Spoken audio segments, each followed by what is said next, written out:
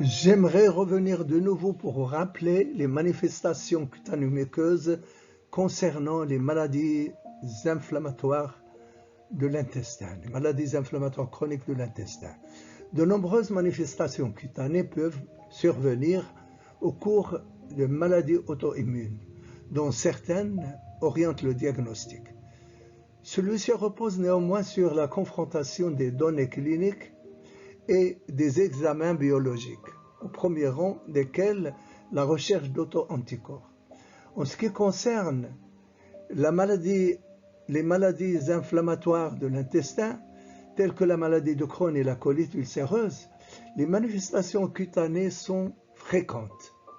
Elles touchent 9 à 19% des patients atteints de la maladie de Crohn et 9 à 23% des patients atteints de colite ulcéreuse. Ces manifestations cutanées évoluent généralement de manière concomitante avec l'activité de la maladie intestinale.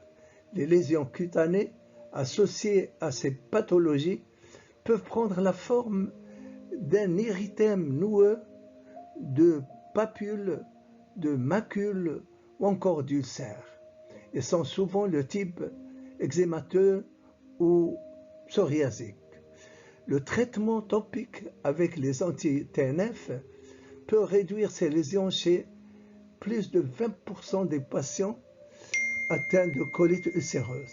Ces manifestations cutanées sont plus fréquentes chez les femmes et chez les fumeurs actifs, mais elles évoluent indépendamment du type d'anti-TNF utilisé, de l'activité de la colite ulcéreuse.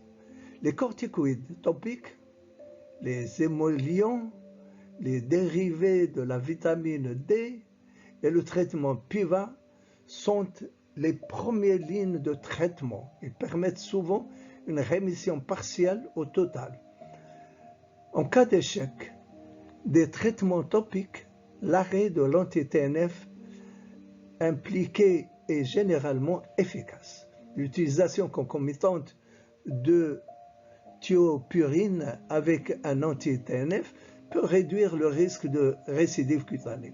Ce traitement combiné peut être envisagé dans cette situation. Quant aux effets secondaires cutanés des anti-TNF, ils peuvent provoquer des lésions inflammatoires qui répondent souvent bien aux corticoïdes topiques. Nous reprendrons ce sujet dans une autre vidéo pour éclaircir ce qui est obscur. À très bientôt, à la prochaine vidéo. J'aimerais revenir de nouveau pour rappeler les manifestations cutanéo-muqueuses concernant les maladies inflammatoires de l'intestin, les maladies inflammatoires chroniques de l'intestin. De nombreuses manifestations cutanées peuvent survenir au cours de maladies auto-immunes, dont certaines orientent le diagnostic. Celui-ci repose néanmoins sur la confrontation des données cliniques et des examens biologiques, au premier rang desquels la recherche d'auto-anticorps. En ce qui concerne les maladies inflammatoires de l'intestin, telles que la maladie de Crohn et la colite ulcéreuse,